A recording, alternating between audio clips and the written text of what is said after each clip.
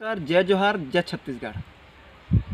छत्तीसगढ़ के संदर्भ में परेशान किसान और बेरोजगार युवाओं के संदर्भ में अपने 5 बिंदु पर बात रख रहा हूँ। पहला बिंदु अति महत्वपूर्ण है क्योंकि वर्तमान स्थिति में 1 नवंबर से धान खरीदी छत्तीसगढ़ में शुरू हो जाता था, लेकिन भूपेश बघेल सरकार ने उसको दिसंबर में ले गए और ज़रूरी नहीं कि ये धान खरीदी दिसंबर में भी शुरू हो जाए। और अभी तक बारिश भी शुरू हो गए हैं, किसान इससे भी परेशान हैं। उसकी फसल, कईयों की फसल खेत में ही पड़ी है तो कईयों की मिंजाई हो गया है, तो उसको धान को ले जाए कहाँ, कोठार में ही पड़े हैं, ब्यारा में ही पड़े हैं। और जब भूपेश बघेल सरकार से सवाल करो तो भूपेश बघेल का जवाब आता है बारदाने की समस्या है, बारदाने नहीं हैं। तो भूपेश बघेल सरकार से एक ही सवाल करना चाहूँगा कि आपके पास मरवाही चुनाव में अपने सारे मंत्रियों और सारे विधायकों को हेलीकॉप्टर से घुमा घुमा कर ले जाने के लिए पैसा है और बारदाने के लिए आपके पास पैसा नहीं है। ठगदेश बघेल।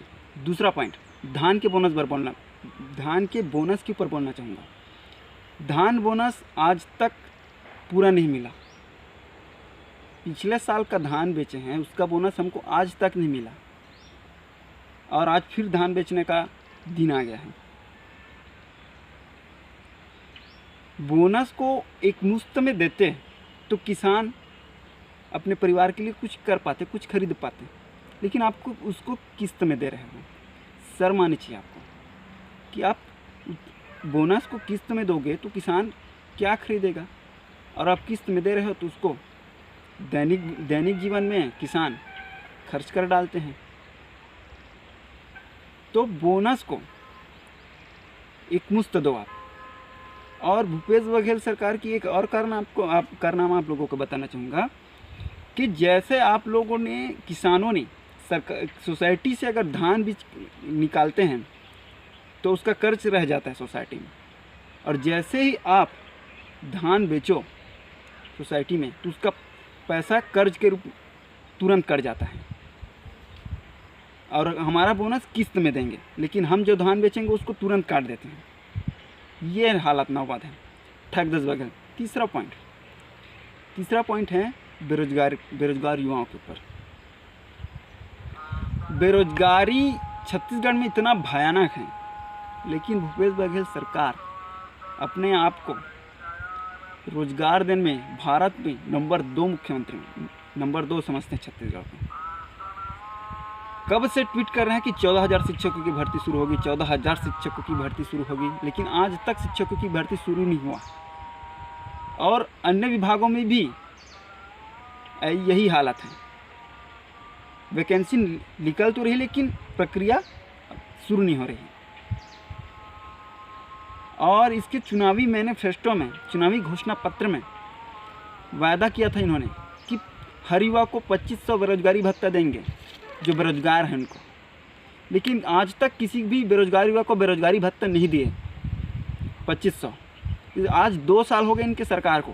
2500 के हिसाब से पर मंथ के हिसाब से अगर ये देते हैं तो हर बेरोजगार युवाओं का 60,000 होता है। तो आप सभी बेरोजगार युवाओं को 60,000 दो, और साथ में चक्रवृद्धि ब्याज भी इन बेरोजगार युवाओं को दो, क्योंकि अब इतने दिन से हमारे पैसा रखे हो। #ठगदेश बघेल।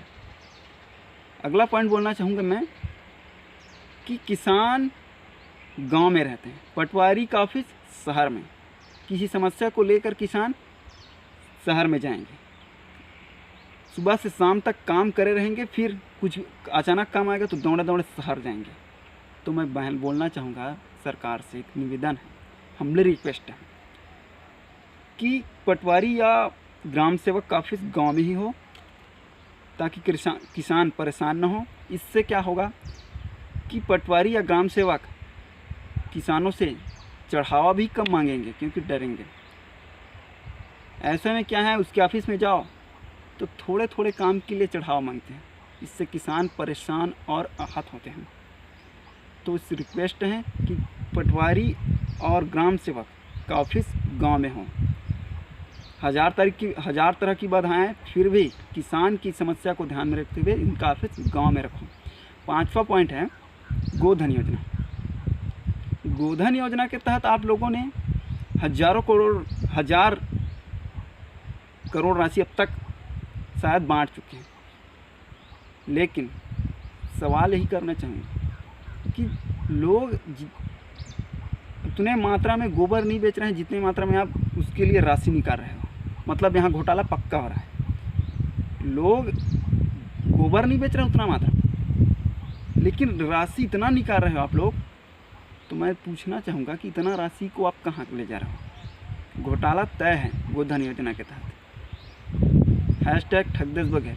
जय हिंद, जय भारत, जय छत्तीसगढ़।